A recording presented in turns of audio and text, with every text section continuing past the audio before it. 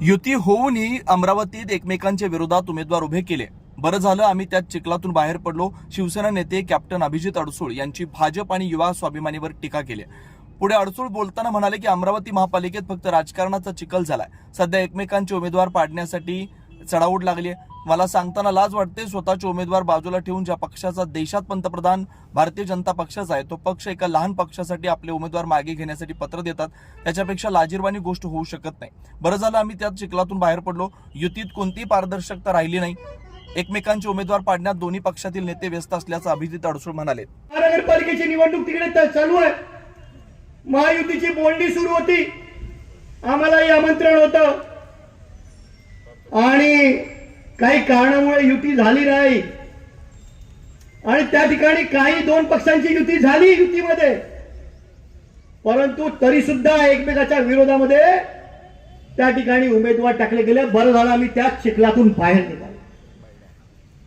फक्त राजकारणाचा चिखल तयार झाला त्या अमरावती महानगरपालिकेमध्ये की माझा येतो का तुझा येतो, तुझा मी पडतो का माझा पडतो, हा पक्ष त्याला पाठिंबा देतो. स्वतःच्या उमेदवारांना बाजूला ठेवून भारतीय जनता पक्षासारखा पक्ष, म्हणजे खरं मला लाज वाटते ज्या ठिकाणी या देशाचा पंतप्रधान त्या भारतीय जनता पक्षाचा आणि तो एका छोट्या पक्षासाठी आपल्या दिलेल्या उमेदवारांची उमेदवारी मागे घ्यायसाठी पत्र देतात.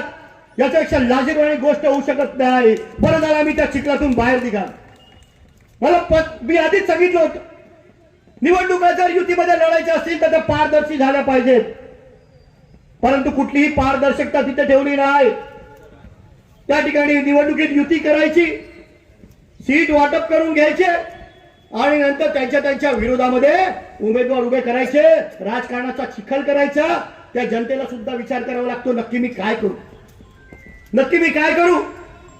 अंजनगावची निवडणूक, अंबरनाथची निवडणूक, फलटणची निवडणूक, 20 निवडणुका त्या ठिकाणी 20 दिवस पुढे ढकलण्यात आल्या.